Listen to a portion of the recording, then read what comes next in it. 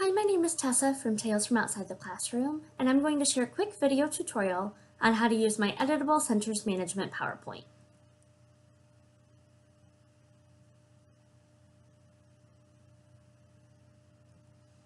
So first up, when you download the file from TPT, you have a zip file. So the first thing you need to do is extract all. And once you do that, you have this folder that comes up.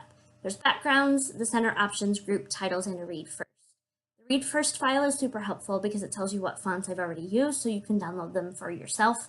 I use Kimberly Guesswine fonts in these, and they're free for personal use right on TPT, so you can find them and download them. There's also this Centers Management PowerPoint, which is what I have up right here. You by all means don't have to use this one. You can start from a blank PowerPoint and then just insert the images that I've included in the folders. I just have this to save some people some time. So first thing is I have days of the week files set up, so I can just put each day of the week up for display. I have each of these set up as a background because I don't like when I'm trying to do something and I end up selecting the background and it moves along with everything or gets selected as well. So this is just something that I find to be more convenient. If you want to change this, you go to Design, Format Background, and you're going to see that it's set up as a picture because this is a picture background, and you're going to go to File to choose a new one. Now you might have to navigate to the Centers Management PowerPoint file, but you can come to Backgrounds and you can see the folders of what I currently have available. Right now I'm using Rainbow in mine, but let's say you want to go to the black and white chevron. Here are all of the days of the week, and I've also now included a blank one. So that blank one doesn't have a title on it, and you can create your own title. So to do that, you can go to Insert, Text Box, kind of make a rough estimate of where you want it to be. And then I like to use KG Letter Go Solid to try to match. I'm going to find that real quick. I have a lot of fonts and I have every KG font, so love using them. And you can call it whatever you would like. So for math, I do day 1, day 2 centers, and we swap out centers every other day. So that's what I'm going to call it. I'm going to increase that font size a little bit, make it white so it stands out, and then I'm going to center it. I like to center it by reaching those little tips, highlight all the text, click center, and then nudge it up so it's centered just a little bit more.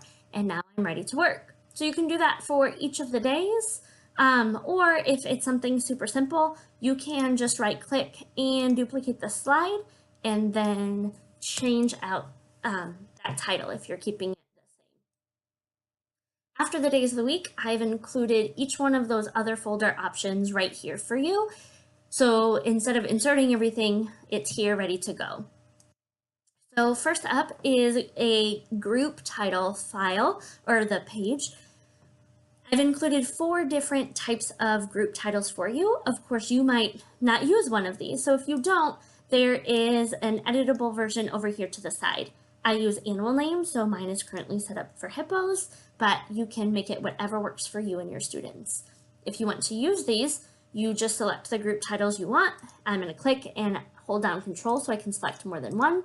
Rather than eliminating them, which is an option, you can just copy and paste. Now you can just drag this over and start making your groups if you are working with your group names horizontally, but I like to have my group names vertically, so I'm just going to quickly move those over and line them up. And now I'm ready to choose my groups. So I'm going to come back to my group names. I have one page with typical reading group names, so there are a lot of duplicates. So we have writing and work on writing. I did this so people who have very specific names for their groups would be accommodated. If you have a specific request I don't have here, please feel free to reach out to me at talesfromoutsideTheClassroom@gmail.com, and I would be happy to try to add it during my next update. I've tried to create items for things almost everybody uses for reading centers, but I've probably missed something somewhere out there. Because of that, I've tried to include editable titles here as well. So you can change the name of your teacher one. So if you have an assistant with you, you can have one for your name, one for their name. There's a blank one for a book option, and then a completely blank one. That way you can make it super specific to you.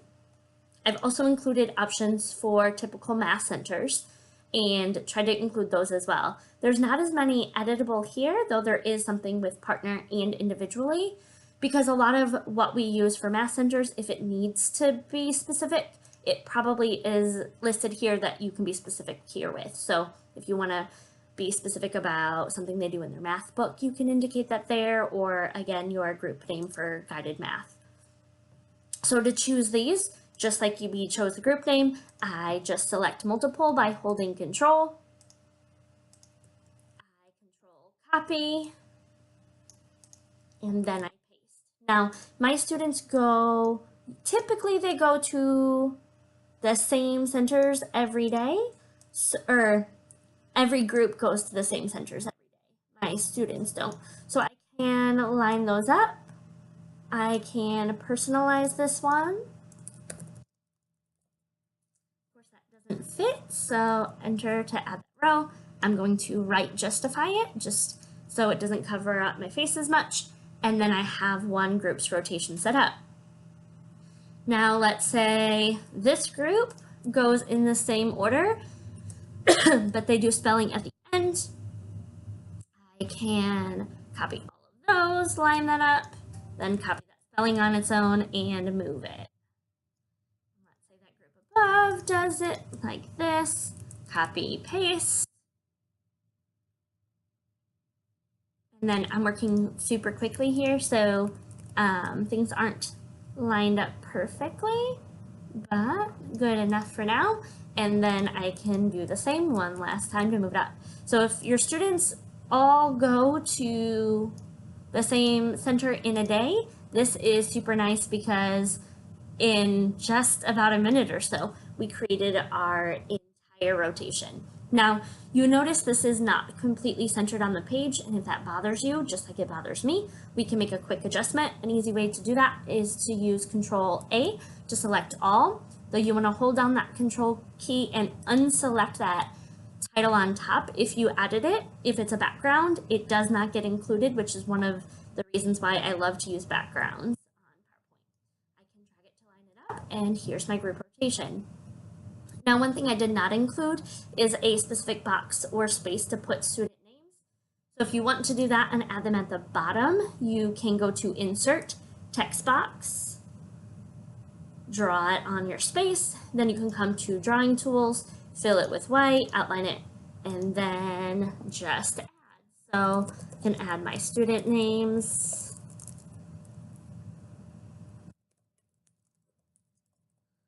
And then I want to include that on every slide, because you probably do if you're including it. I can just again copy and paste, and it comes straight here in the same spot I pasted it on the last one. Once you have this set up, it's super simple to just swap things out here and there. And I found it takes me so much less time to set this one file up once. And I hope this has given you some ideas on how you can use this in your classroom. If you have any questions, please feel free to reach out at any time. My email is talesfromoutsideTheClassroom@gmail.com. Thank you. Have a great day.